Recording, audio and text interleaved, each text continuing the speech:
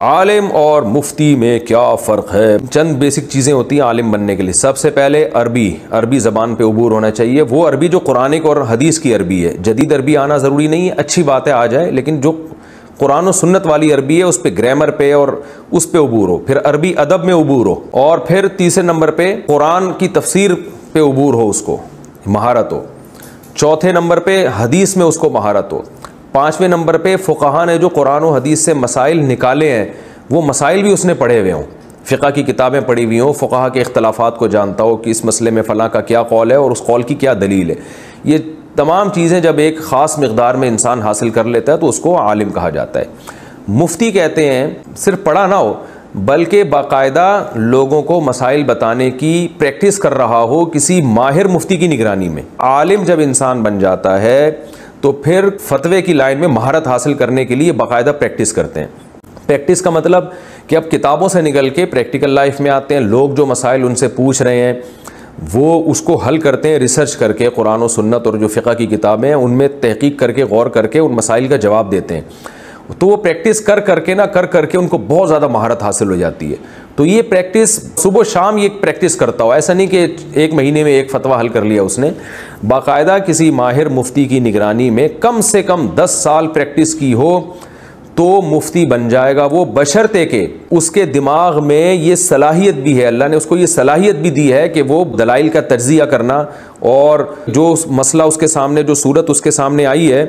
تو فقہا کے کلام سے یہ نکالنا کہ یہ والی فقہا کی عبارت یا قرآن و حدیث کی یہ والی حدیث یا یہ قرآن کی آیت اس پر منطبق ہوتی بھی ہے کہ نہیں ہوتی ہے، اس میں اس کو اللہ نے صلاحیت دی ہو۔ اس لیے علماء کہتے ہیں بعض لوگ 25 سال کیا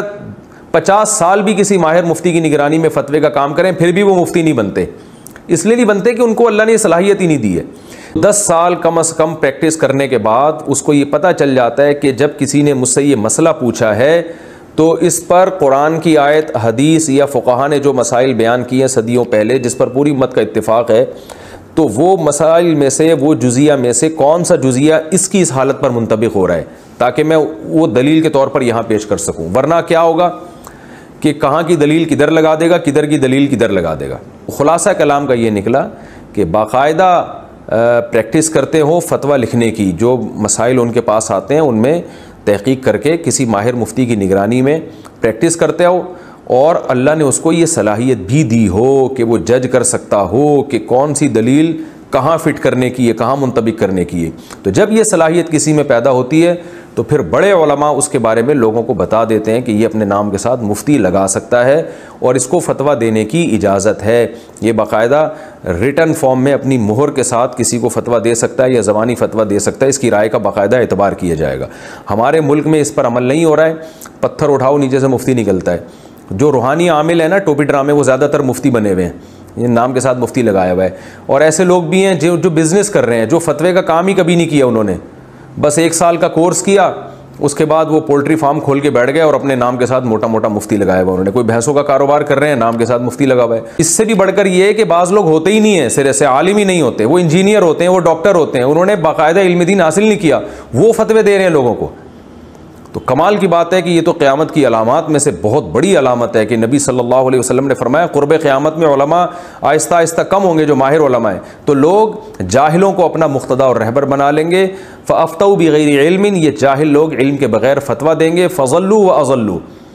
آپ صلی اللہ علیہ وسلم نے فرمایا کہ یہ خود بھی گمراہ ہوں گے، لوگوں کو بھی گمراہ کریں گے۔ تو انہی لوگوں کے بارے میں ہے کہ جنہوں نے سرے سے علم، وہ عالم بھی نہیں ہے چاہے جائے کہ وہ مفتی ہوں، لیکن لوگ ان سے فتویٰ لے رہے ہیں، کوئی ڈاکٹر ہے، کوئی انجینئر ہے، کوئی پروفیسر ہے، تو بہت سے لوگ اس کی اکائی سے بھی واقف نہیں ہوتے۔ اردو کتابیں انہوں نے پڑھ لی، کوئی ترجمہ پڑھ لیا وہاں سے، کچھ وہاں سے دیکھ لیا،